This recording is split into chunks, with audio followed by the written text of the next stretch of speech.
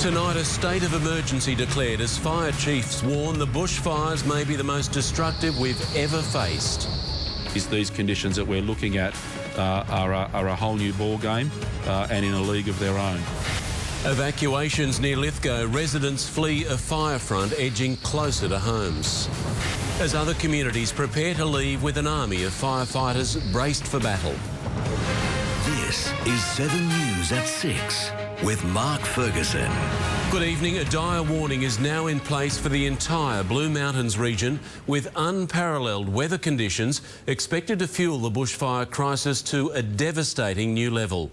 As we go to air, 63 fires are still burning, with 15 of them out of control, stretching from Lithgow to Springwood in the Blue Mountains and Balmoral in the Southern Highlands. We have comprehensive coverage of this deepening crisis, with reporters once again at all the major fire fronts. We begin with Ashley Brown at the evacuation of residents from Bell.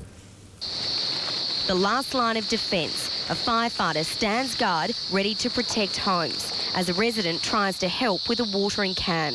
Fire crews backburn to contain the blaze, edging dangerously close to properties at Bell. There are several houses up here, and if we can get this in, it will stop it rushing straight up and taking out the front of the houses. From the air, the scale of the emergency confronting the area around Lithgow becomes clear. An active fire front more than 300 kilometres, burning along the Bells line of road towards small townships. Bob Salajevic isn't leaving, but he's on edge. How do you feel knowing that there's such a huge fire just down the bottom of that valley and it's heading to your home? Well, I'm not comfortable, obviously, but I think it's quite survivable. His children have returned home to help. Many of Bob's neighbours have decided to leave.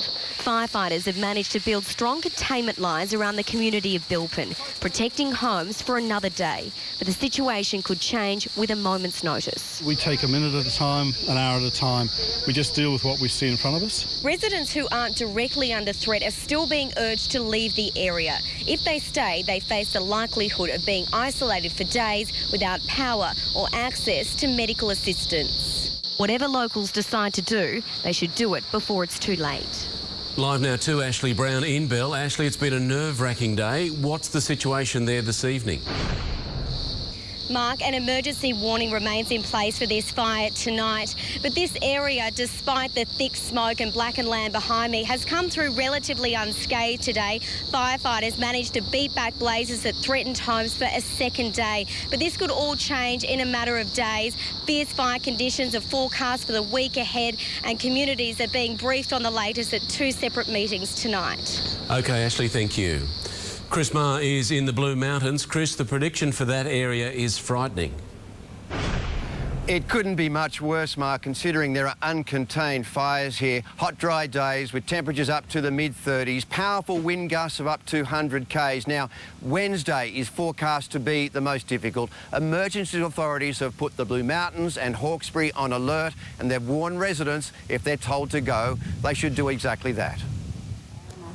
It's hard to look to the future here when even the next few days seem so grim. In these devastated streets of Winmalee, they know the random fury of fire. The house survived, the shed didn't. Next door is just a pile of sticks in the air with a roof on it. But firefighting forces are gathering for the next push. Like I said before, our refuge is our burnt area. Just as the Weather Bureau warns of hot, dry and windy days ahead, it's the worst possible news for emergency chiefs. These conditions that we're looking at are a whole new ball game and in a league of their own. The most severe fire threat is for the Blue Mountains and Hawkesbury, where communities are on alert. Forced evacuations are not being ruled out. At the end of the day, we hope we have buildings standing. But if we don't have buildings standing, we don't want bodies in them. In the mountains, they won't be arguing. Stay and fight if you can, but if you're told to get out, usually being told by guys that know a lot better than you do. Fire crews here are going about 2 kilometres into the Gross Valley to do some backburning, containment lines, looking ahead to what could be a terrible few days. Grab one each. Fire crews are helping any way they can to keep everything safe, but their job may be about to get even harder. The 200 homes we've seen lost to date in this bushfire crisis may not be the end of it. Chris Marr, 7 News. And the Premier has just declared a state of emergency, giving firefighters special powers to try to save lives as those conditions worsen.